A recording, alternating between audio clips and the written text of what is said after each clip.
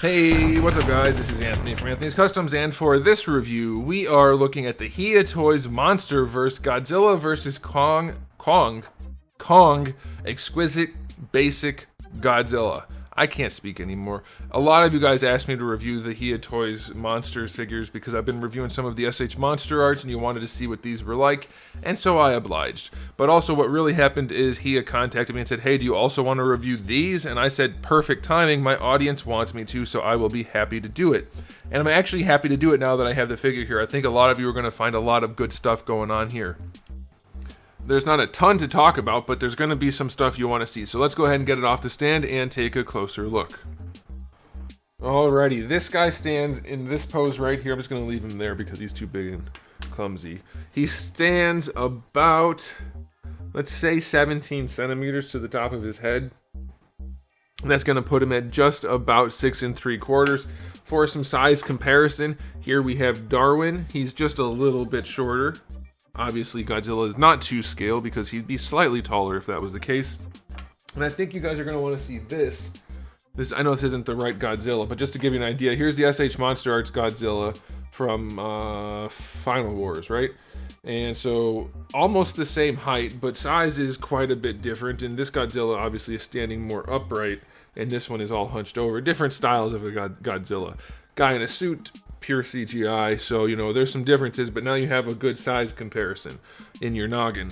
Let me set this aside.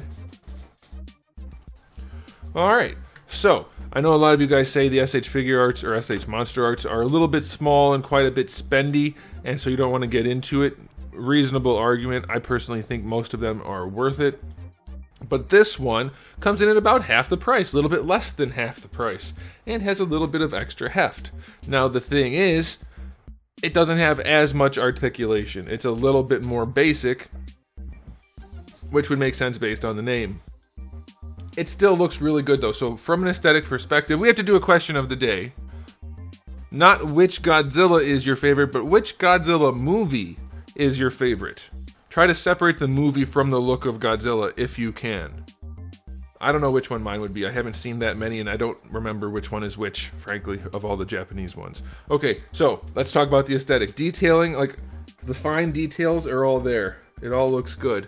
It is mostly all the same paint job throughout the entire figure, which is like this gray plastic with a couple different washes. You have a brown wash, it looks like you have a tan wash, and maybe some dry brushing here and there, but it's enough. It looks alright. You definitely have the brown bringing out some of the details, and then the tan, or the grayish color, grayish tan, I guess, making some things pop. I think it looks pretty solid. He looks like a giant alligator dinosaur creature, and I think that's okay.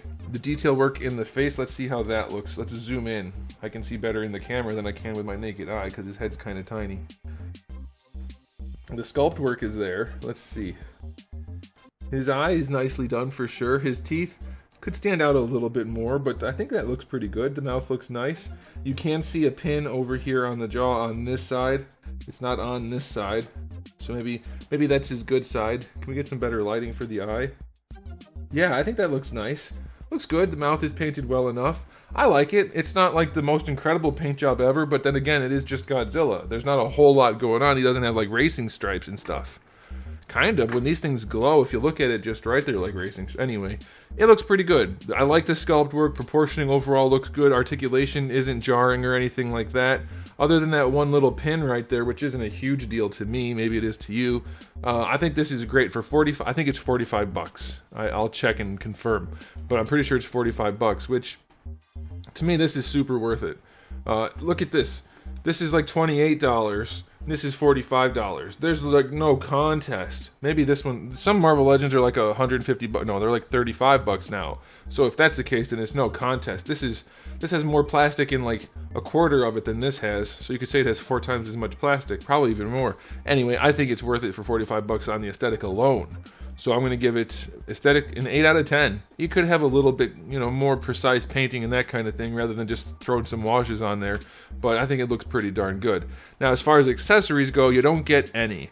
Do you need any? Probably not with this version of Godzilla. If these were glowing, I would want some breath, but we don't have that. So I think that's okay. I think that's reasonable enough. Now, as far as articulation goes, Like I said, it's a little bit more basic, but it's not bad. You get some floating pieces here. Let me move the camera a little bit, because he's a chunky boy, and I need some room. So you can get his head to look up, but he doesn't look up without getting some gaps. So that's a little bit of a bummer, because this Godzilla does get like the straight back to head line going, and this guy can't really do that. So that's a bit of a bummer. But it does look down, and you can go side to side very nicely. These floating pieces just need to be adjusted sometimes. They're not connected to anything, but you can get, here I'll do it from this angle so you can see. You can get pretty decent range out of his neck. So it's not bad at all. It's just some ball pegs and some floating pieces, but it works, and you saw the jaw opens up. For the shoulders, I think they're just swivel hinges. They could be balls. Actually, now that I'm doing this, it feels like it's a ball, but not a huge amount of gapping, so I do like that a whole bunch. You don't get a great amount of range though. Yeah, it looks like it is just a big ball peg. So you can raise the arms up that much, out to the side. And of course you get your rotation as well. So it's fairly limited, but I would say again, for Godzilla, at this price point, I think it's more than reasonable. For the arm, it is a swivel hinge, so you get your bicep swivel. And you get your hinge, which doesn't, well, I guess you get about 90 degrees. So that's not bad. That's alright, it looks good. I'm okay with that. And for the wrist, it's a ball peg, which isn't going to give you the most amount of range, but it's there. Alright. For the torso, obviously the spikes get in the way, so it can't go any farther back than that.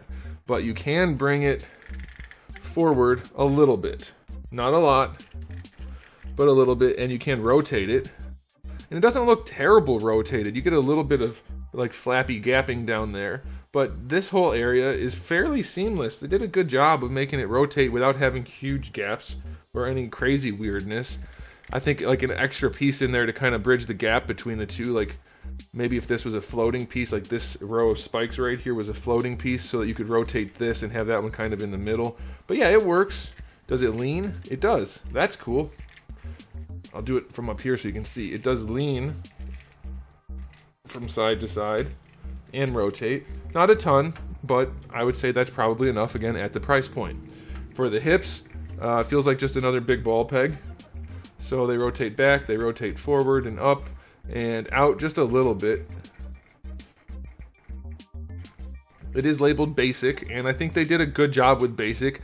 Getting this much plastic at this size out for 45 bucks is reasonable to me. For the knees, I can't tell what's going on inside exactly. It feels like it's some kind of hinge. So you can straighten the leg out about, focus. You can straighten the leg out, you can straighten the leg out about that much and bend it about that much. Not a ton of range. I don't know what's floating. I guess the knee is a floating piece. I can't tell what's going on in the knees, but I can't get them to do anything other than that. For the feet, just a ball peg. Very, very little range. Just enough to get his feet flat on whatever surface you're putting him on, so nothing crazy there. Now for the tail, it's done mostly like a MonsterArts figure, except instead of every segment, it's every other. So every 2 spikes basically, every 2 scales. Which means it doesn't have quite the posability, but it does pose well enough, and it just takes a little bit of extra force to get it around, but you can pose it. It doesn't look bad at all posed. Would it pose better with more? Yes. Would it look better? Maybe. But it works. You can get it posed, and I think that's fine. So, articulation on this guy, I'll give it a 7 for what it is at the price point. I think it's perfectly reasonable. And now it's time for the final verdict. Is this the most impressive Godzilla figure ever? No. But at $45, I don't think it was meant to be. I think at the $45 price point, it is exactly what they wanted it to be, and they did a really good job with it. So, I am going to give this guy a final rating of, I'm going to still go, I want to say 8 or 9 out of 10. You can pick. I would like the face to have a little bit more contrast, make the teeth show just a little bit more, that kind of thing. And a little bit more range wouldn't hurt. The shoulders I don't think need to be as limited as they are. A few things here and there, but again, at $45, I feel really bad saying anything bad about this. That's a lot of plastic for 45 bucks. And it poses well enough. So I'm personally very pleased with it. I think anybody who is into action figures and likes Godzilla, you might want to pick this up. For $45 nowadays, that's nothing for an action figure. I mean, seriously, 28 bucks for a repainted Marvel Legends base body that's not even good? Or 45 bucks for a scratch sculpt Godzilla that's like 5 times as much plastic probably? I would go with this. I mean, if you had to choose. So I like it. Let me know how you guys feel about this sort of thing in the comment section below. I will also be reviewing their their static figures. The ones from Hiya for Godzilla vs. Kong also. So there it is, guys. Thanks for watching. If you enjoyed the video, please do give it a thumbs up. If you didn't, give it a thumbs down. And if you haven't subscribed, you might want to. I have new videos almost every single day and thousands already on the channel. So make sure you come back for all of that. And in the meantime, keep collecting.